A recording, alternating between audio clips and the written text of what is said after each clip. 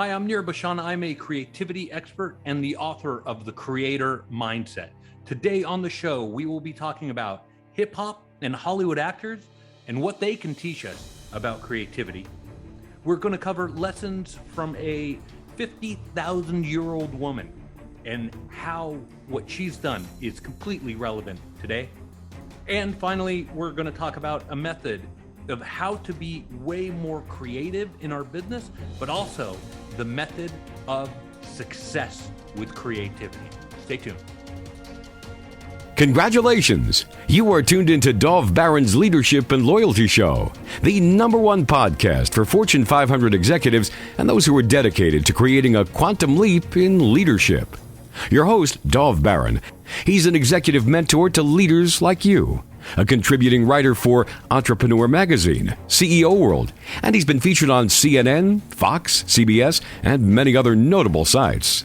Dov Baron is an international business speaker who was named by Inc. magazine as one of the top 100 leadership speakers to hire. Now, over to Dov Baron. Welcome, dear friends, fans, and fellow aficionados of leadership excellence. Would you do me a favor? Send me a note on a DM on one of the 4 big social medias and tell us what platform you listen to us on. Is it Apple Podcasts, Spotify, iHeartRadio, Google Podcasts, wherever it is? Tell us your favorite episode, and I'm going to pick a winner for a $1,500 prize picked from all those who participate. So just send us a note on the social media on which is your favorite show and what platform you listen to. I want to thank you for joining us here on this episode of Leadership and Loyalty, and I want to ask you, what do you need to do to up-level your leadership? Now think about it. Strategic thinking and innovation, they're not just hot subjects of our time, but you may not have considered that they are, in and of themselves, results. They're just results. So what I mean by that is, how do you actually go about being able to strategically and innovatively think? The answer may surprise you that these things are born of permission to think creatively. But how can you and those that you lead who may think of themselves as very logical, non-creative types tap into the artery to pull into that vein of creative flow that would put you in a whole other category of success? What if creativity is a process that can be made available even to the least creative among us? Well, stay tuned, because that's where we're going on today's show. I'm your host, Dov Baron. I'm here to assist you tapping into the one thing in your business that changes everything by transforming meaning into action. Curious to know more? Go to dovbaron.com. That's DOVBARON.com. This episode of Leadership and Loyalty is brought to you in part by our other podcast, Curiosity Bites. Curiosity Bites is the answer to the question, how can we bring people together who completely disagree? This is exactly what your heart, your mind, your soul has been craving. It's your chance to sit in on some real and often intense conversations with some of the world's most interesting people, including astronauts, neuroscientists, neurosurgeons, philosophers, holy people, quantum physicists, skeptics, Grammy award-winning entertainers. It's a phenomenal show. Some of the folks that you might think you'd completely disagree with that you're going to find truly fascinating. Simply go to dovbaron.com, dovbaron.com, and find out how you can sign up for and sink your teeth in to the delicious Curiosity Bites. We are always need your help in staying relevant, so please get over to wherever it is you tune into, rate, review, and subscribe to the show. And please share the show with everybody you know. If you are a regular listener, big thank you to you for making us the #1 podcast globally for Fortune 500 listeners. We are honored and grateful to be cited by Inc.com as the #1 podcast to make you a better leader. All right, let's strip it down and dive right in. You've done well. Your organization has done well. The spreadsheets look good, but for some reason, you're feeling kind of stuck. It's as if the next level is somehow out of reach and you don't know why. What if the answers you're looking for can only be found in listening to the parts of yourself that you've been actually trained to ignore? What if you had a specific model by which you, despite your industry, could manufacture genuine creativity, even if you don't see yourself as a creative person? Well, let's find out together. because our guest today is Nir Bersham. Nir is a creative person who has spent a lifetime debunking the myth that creativity is just for a select few. He has spent time breaking down the walls of creativity to allow anyone to enter. He's worked with Hollywood stars like Woody Harrelson, music stars like Rod Stewart. And what Nir has discovered was something that may shock you. These creative superstars aren't all that different than you or I. It's just that they have mastered a method of repeatable, predictable creativity, a type of creativity that anyone can learn. And it turns out that same type of creativity is massively useful in business and career for anyone, anywhere. Nir has taught thousands of leaders and individuals around the globe to harness the power of creativity to improve profitability, increase sales, boost customer service, and ultimately create more meaning in their work. He's worked with clients such as AT&T, Microsoft, Ace Hardware, NFL Network, EA Sports, Suzuki, JetBlue, you name it. Nir has spent the last 2 decades working on a formula to codify creativity for business. That formula is found in his best-selling book, The Creative Mindset. Ladies and gentlemen, please put your hands together for the wizard of creativity, Mr. Nir Bersham. Welcome, sir. Hey, thanks for having me, man. Good to have you on, mate. It took a while to get here, but we're glad that you're here. Yes, sir. Yeah, I'm glad you guys were able to get me in. Hey, the book's called The Creator Mindset. The Creator Mindset. Thank you. Thank you for correcting that. The creator mindset. Absolutely. So where we always like to start is in the context of leadership development. What is the question that we should be looking to answer that we're kind of ignoring, that we're not even looking at? What's the question rather than an answer? What's the question that should be looking to answer? Well, there's a lot, right? There's a lot of questions we should be looking at.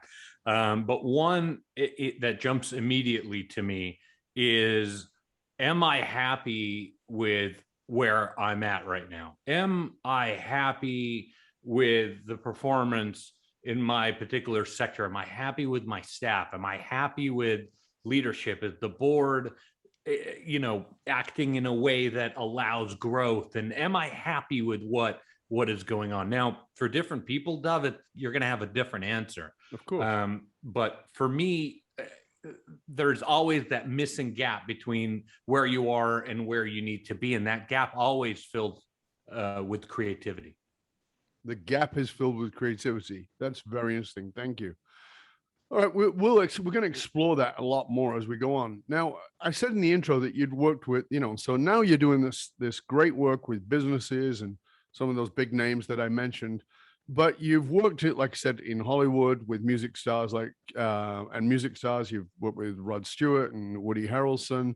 So talk to us a little bit about how you went from that world to this world, because it seems like it might be a bit of a jump for most people.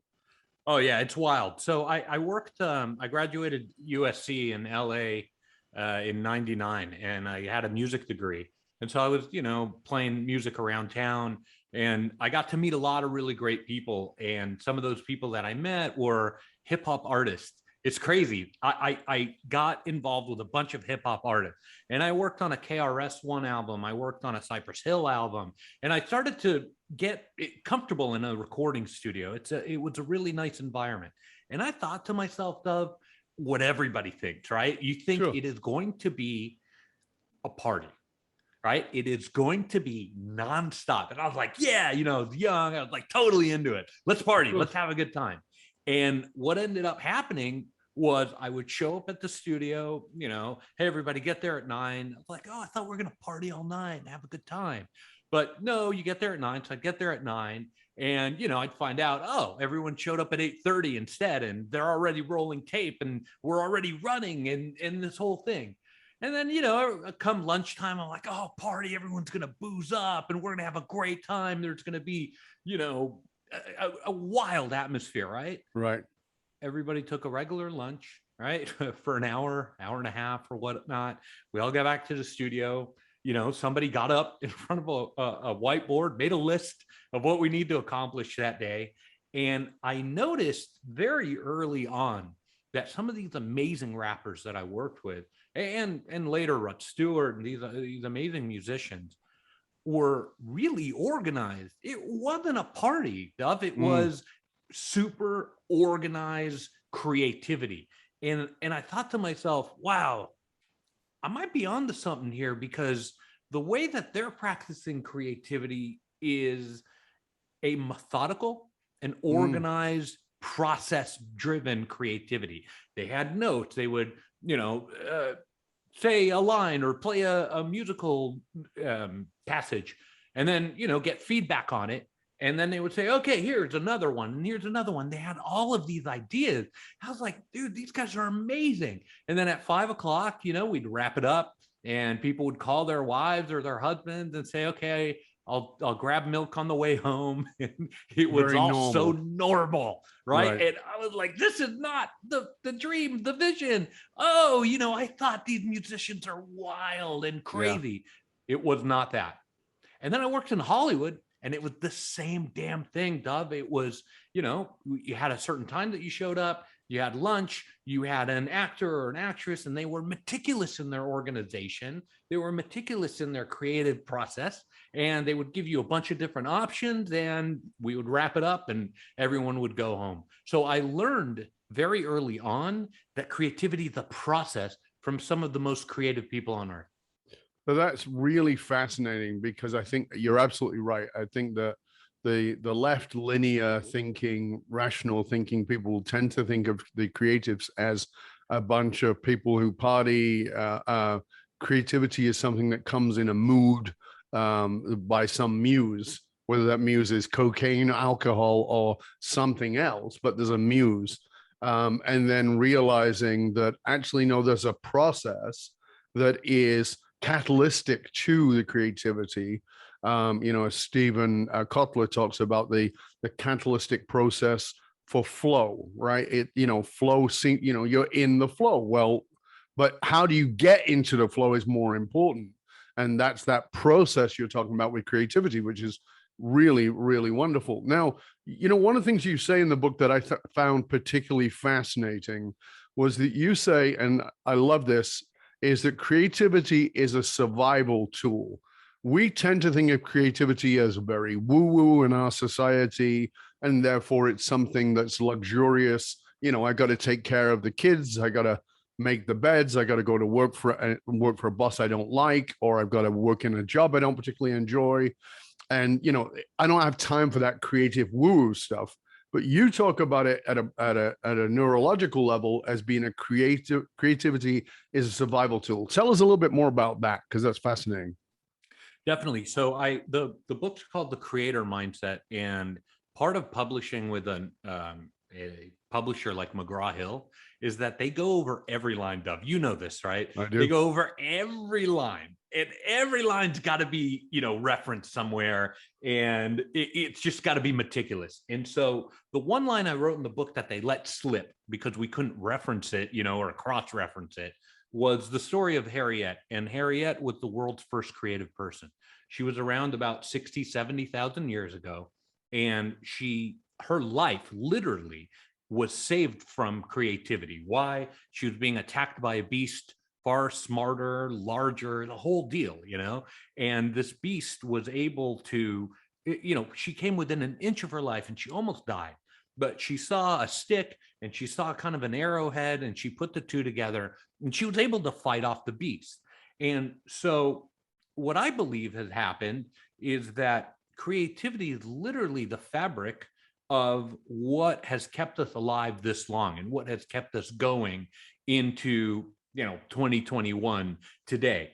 What I've seen is creativity become such an innate part of our DNA that when you start to study children, which we have in the book, we have wonderful people that have contributed thought leadership to this book, that have studied children and found that even in babies, before a baby can talk or communicate, the first thing that they can do is creatively problem solve. Mind blowing. How can a baby before they could even talk, right? They could even whatever, or babble or anything, get a Cheerio out of a bottle. It's been studied many times. There's some references in the book about it. But what it shows to me is that creativity is deeply ingrained into our DNA, and it's who we are. And it is so important into a life of making it happen and keeping the bills paid and keeping that Northeast account going strong. It is so important. Yet most leaders today ignore it. They're like, yeah, that's foo-foo stuff, or yeah, that's not for me. I don't play trumpet on the street corner near. I don't draw landscape mural. So I think we need to get in touch with what we've had as babies, each and every one of us, that Harriet has given us from antiquity, and use it to problem solve just like a baby does. So that's fantastic. I agree with you fully that I've always believed that creativity is part of our nature. But again, we live in a first world rational society that prizes rationale, prizes logic. And we forget that the creativity is actually before that. It's way before all that. In fact, language is a completely rational process that comes out of a creative process. The creative is first, the rationale is second, and that's the truth with anybody. And even Einstein talked about creativity being more important than all the rationale.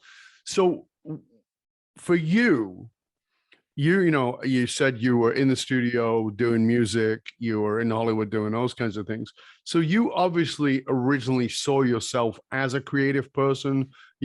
No? No doubt. Yes, sir. No doubt. Right. So you saw yourself as that. You went and got a music degree. Did you bang up against that, in the sense of what I mean by that is that, you're going to go do a music degree. Well, there's a good career choice. Yeah, well, I guess you'll be living at home in our basement for the rest of your life, son. Did you bang up against that? Of course. And of course it was, if you look up, I don't know, I think Inc. does it, or one of the, is it Fast Company? They do a list of the most worthless degrees ever. And I think music is like number 3. Yeah, it's like number 3. It's in the top 5 always. It's in the top 5, right? Like, what are you doing? Music degree? Seriously? Yeah, the only thing worse is a philosophy degree. Oh yeah, that's like number 2. It's like, okay, there's my unemployment check. Yeah, exactly. Is that what you have, a philosophy degree? I don't. Thank you. No. We're gonna get some emails from philosophers now. Yeah, exactly. This degree has done great for me. Yeah. So I was, drawn to creativity because I thought it would be fun. Honestly, I mean, I'm being really straight with you, Dov. I thought it was going to be a party 24/7, and who doesn't want that? And that's what I thought. And I was like, yeah, woohoo, I'm up for it. Let's party. And it wasn't. And then I started working in Hollywood, and it wasn't. And then I ran a furniture refinishing company when I was done with working in Hollywood, and it was literally the ability to use all of these things that I learned working in these creative fields. I was able to implement them at a job that had nothing to do with it, and it was awesome. And then I ran advertising agencies for a while, and I used creativity on a day-to-day basis. You think, oh, advertising is really creative. Well, the business side isn't exactly that creative. I mean, the procurement side and all that stuff, how to write a statement of work, the master services agreement and all that stuff is not exactly the highlight of creativity. But if you're able to inject creativity into these things, amazing opportunities start to open up. And that's kind of how I came to where I am now. Right. So I think you just said something that's really important, which is injecting creativity in something. And I know you have a process for that, and we're gonna talk about that. But in the process of understanding that, I know the book is filled with 92 different tools, but I would like for you to give our audience members, somebody listening right now and going, okay, if creativity isn't woo-woo and it isn't foo-foo, and it is actually about a process that has application that can make a massive difference in my business, what's one of the tools that I might go, okay, I'll use that right now? Love it. So one of the tools that your listeners can use right now is the process of little victories. Little victories is an amazing creative tool. What you do is you take a North Star goal, right? And instead of hitting that, okay, our FY23 quarter 3 is going to be this amount of revenue, this amount of profit, blah, blah, blah. We will not stop till we get there.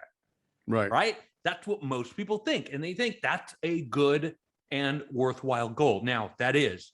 But if we're unable to break those things up into little steps and ways to get there, then we lose meaning. And when we lose meaning, we tend to have unmotivated staff. We tend to have people who are like, well, why are we doing this? We tend to have same old thinking. What worked yesterday will work tomorrow. It's all the stuff that I've spent my whole life debunking, Doug. I've made a life of debunking the thought that what worked yesterday will work tomorrow. Yeah, no chance. So little victories are what it's all about. Now, what I recommend people to do specifically is to start to break down that big victory and to start to measure those small ones. If you're at work and you're able to get to a whiteboard, start to write down one thing that week that happened successfully. Now, most people, because English and most languages I found by doing research for the book, have more ways to describe things negatively than positively. For every good word or positive word or fantastic or wonderful, we have another 10 to 20 negative words. Yeah. I thought it was only English stuff, but it's every language on earth. Oh, every really? single language on earth has. Even Ivrit? Yeah, even my native tongue of Ivrit has a ton of negative. And so what ends up happening is you're looking at this big goal and you're like, nothing happened this week. Or nothing happened today. You can do it daily, you can do it weekly, whatever. Just write down, get a piece of paper or a whiteboard, get a pen out, write down those goals, right? Okay, today it was a really good call with the vendor. That's good enough, fine. And then the next day you write, oh, we had a good team meeting, positive result. And then the next day and the next day and the next day. And then you look at it at the end of the week and you go to yourself, wow, this is pretty good. We're making progress. What that does is it builds the language of positivity, which is another tool I talk about in the book, which helps everybody get excited about the damn goal in the first place. Not just about you being excited. You got to motivate the entire organization to get excited. Language of positivity, amazing. It helps people get on the same page because if you can see increments of success, right, then that climbing that mountain is much easier when you're just putting one foot in front of the other. And so those two things help creativity be injected into the organization right from the get-go, and something the listeners can do right now. Yeah, something that most people forget is psychologically. We've all heard the term, what's your BHAG? What's your big, hairy, audacious goal? We've all heard that term in business.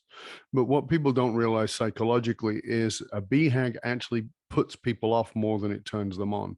There's a fraction of people it turns on in a large way, but the majority of people it turns them off because they become overwhelmed. And doing incremental success, our quote is, success is built on success. By building a cumulative success on a daily basis for yourself, for your organization, for the BHAG, makes the BHAG seem more possible. So, one of the things where we ask people to do is say, okay, so here's what we want to do.